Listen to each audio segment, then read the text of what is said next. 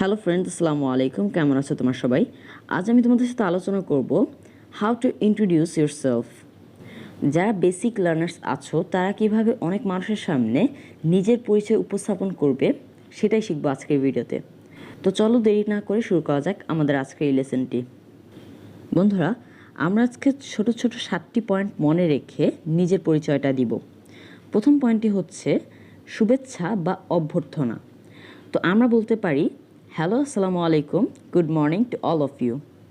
এখানে আমি good morning বললাম, তোমরা চাইলে এর স্থানে গুড ইভিনিং অথবা গুড আফটারনুনও বলতে পারো, অর্থাৎ যখন যে সময় সে সময়ের কথাই বলতে হবে।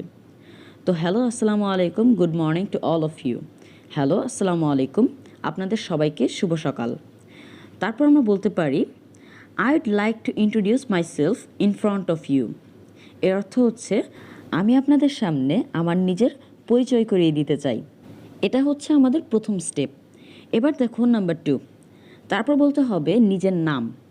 তো আমরা বলতে পারি, this is Jamal, I am Jamal, অথবা মাই নেম ইজ জামাল। এখানে জামালের জায়গায় তোমরা তোমাদের নিজেদের নাম বসিয়ে দিতে পারো। তো এই ছিল দ্বিতীয় স্টেপ। এবার আমরা দেখব নাম্বার 3। নাম্বার 3 হচ্ছে ঠিকানা। ধরো আমি ঢাকা থেকে এসেছি, তাহলে আমি বলবো I have come from Dhaka. তো এই সেন্টেন্সটিতে হ্যাভ বসানোর কারণে আমরা বুঝতে পারছি সেন্টেন্সটি ফর্মাল ওয়েতে আছে। তোমরা চাইলে এখানে হ্যাভ বাদ দিয়ে আই কাম ফ্রম ঢাকাও বলতে পারো। তো এই সেন্টেন্সটিতে আমি ঢাকা বলেছি, তোমরা যে যেখান থেকে এসেছো সেই জায়গার নাম বলে দিলেই হবে। তো এই ছিল স্টেপ নাম্বার 3। তারপর নাম্বার 4, শিক্ষা। এবার আমাদেরকে শিক্ষাগত যোগ্যতা উপস্থাপন করতে হবে। দেখো, এখানে আমি লিখলাম আই রিড ইন ক্লাস 10। এখানে ক্লাস 10-এর জায়গায় তোমরা যেই শ্রেণীতে পড়ো সেই শ্রেণী বসিয়ে দিলেই হবে। অথবা এটাও বলা যায় I M a student of class 10। তো এবার আমাদেরকে বলতে হবে আমাদের স্কুল বা কলেজের নাম বা ইউনিভার্সিটির নাম। তো এখানে তোমরা শহীদ স্মৃতি হাই স্কুলের জায়গায় তোমরা তোমাদের নিজেদের শিক্ষা প্রতিষ্ঠানের নামও বলতে পারো। বন্ধুরা, আমি শুধু এই 7টা বিষয় সম্পর্কে তোমাদেরকে একটা ধারণা দিচ্ছি। তোমরা কিন্তু অবশ্যই বিষয়গুলো আরেকটু বাড়িয়ে এবং গুছিয়ে বলবে। তো এই গেল স্টেপ নাম্বার 4। এবার আমরা দেখব স্টেপ নাম্বার 5। তো নিজের সম্বন্ধে কিছু বলতে গেলে পরিবারের কথাও বলতে হয়। তো আমরা বলতে পারি দেয়ার আর 5 members or 6 members or 4 members in our family. তারপর যদি আমাদের কোনো ভাই বোন থাকে তাহলে আমরা বলতে পারি we are 3 brothers or 2 brothers and 2 or 3 sisters. তো পরিবার সম্বন্ধে কিন্তু আরও অনেক কিছু বলা যায়, আমি আর সেদিকে গেলাম না, তোমরা চাইলে আরও বিস্তারিত বাড়িয়ে বলতে পারো।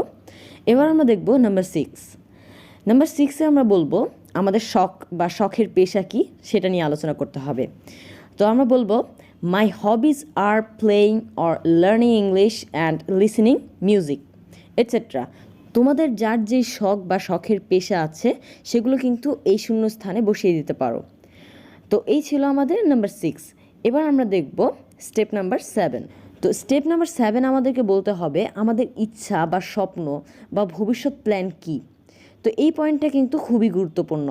তো আমাদের এবার বলতে হবে ভবিষ্যতে আমরা কী হতে চাই। তো আমরা বলতে পারি I want to be a computer engineer in my future. অথবা এটাও বলা যায় I would like to be a computer engineer. তোমরা এই কম্পিউটার ইঞ্জিনিয়ারের জায়গায় অন্য কিছুও বলতে পারো। এবার চলো বন্ধুরা, আমরা 7টি পয়েন্ট এক নজরে দেখে নেই। নাম্বার 1, শুভেচ্ছা বা অভ্যর্থনা জানানো। নাম্বার 2, নিজের নাম বলা।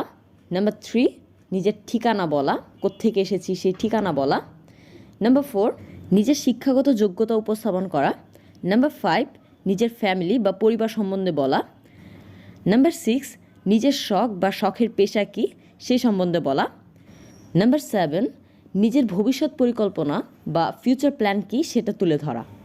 এই 7টি পয়েন্ট মনে রেখে কোনো বেসিক লার্নার্স যদি নিজের পরিচয় দেয়, আমি মনে করি সেটা সবচেয়ে বেস্ট হবে।